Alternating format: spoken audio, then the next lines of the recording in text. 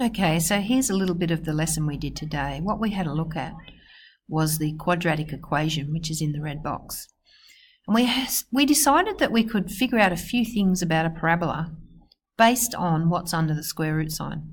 What's under the square root sign is called the discriminant because it discriminates between different types of parabolas when we go to draw them.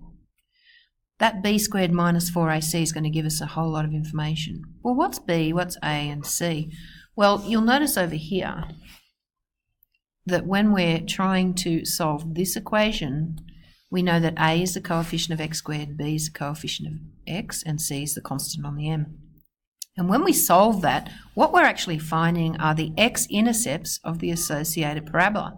And the associated parabola is y equals ax squared plus bx plus c.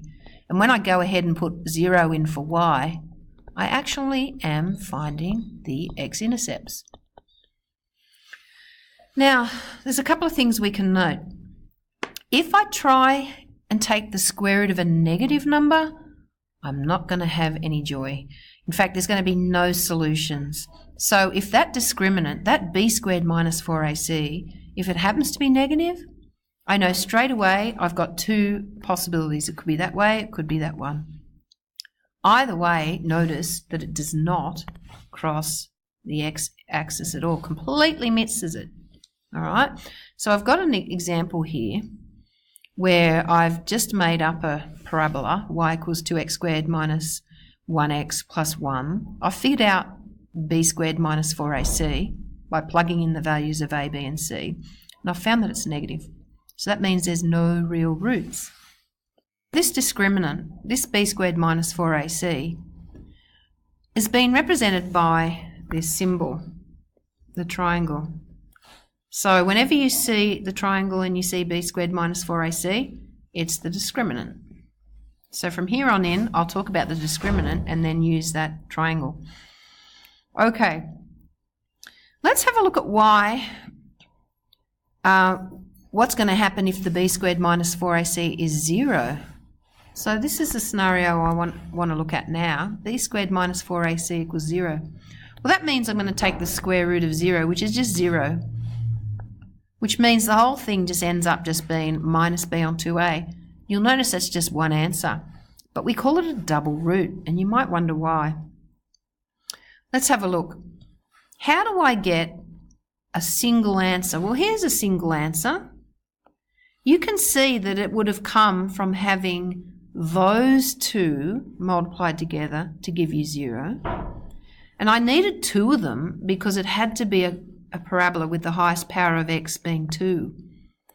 So x minus 2 all squared, like a perfect square, is going to give you a parabola where it cuts in only one spot, but we call it a double root. So that's the case for the discriminant is 0. You're going to get one, it's just skims in only one spot on the x-axis. It could be that way, it could be this way. That's not a very good skim, but you get the idea that you're skimming right there.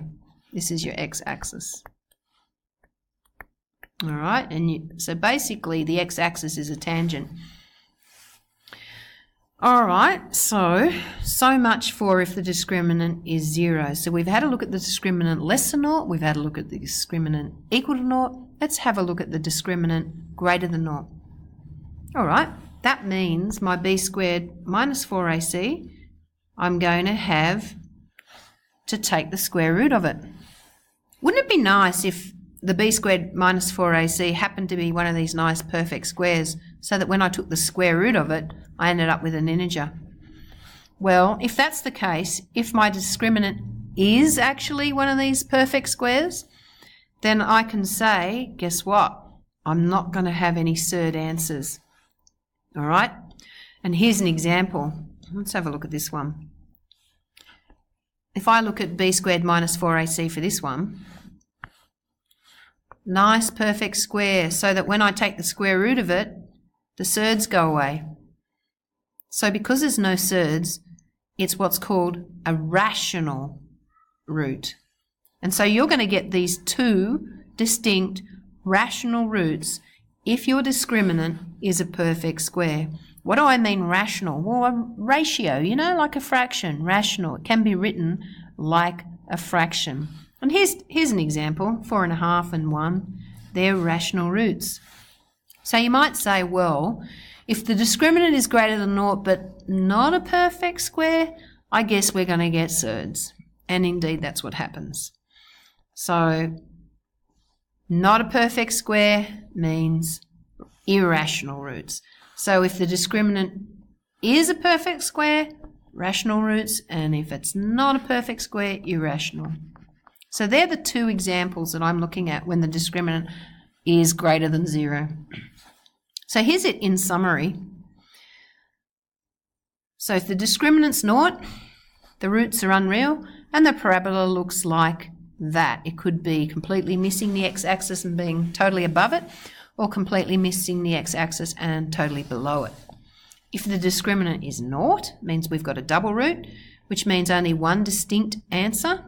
So that's cutting in just one little spot there.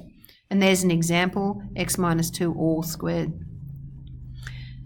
So what if the discriminant is greater than 0? Well, there's two scenarios. You could have the two distinct roots being nice rational roots, and you get that when your discriminant is a perfect square, because then the surds go away. But you don't get that if your discriminant is not a perfect square. Let's say your discriminant was 7. Well, the square root of 7 is not nice. It's just a surd. So if your perfect square, if you have a perfect square like the square root of 49 and it becomes 7, that's nice. You've got rational answers. But if your discriminant is not a perfect square, like say 5, square root of 5 is just the square root of 5. It doesn't simplify down to anything rational. So that's irrational.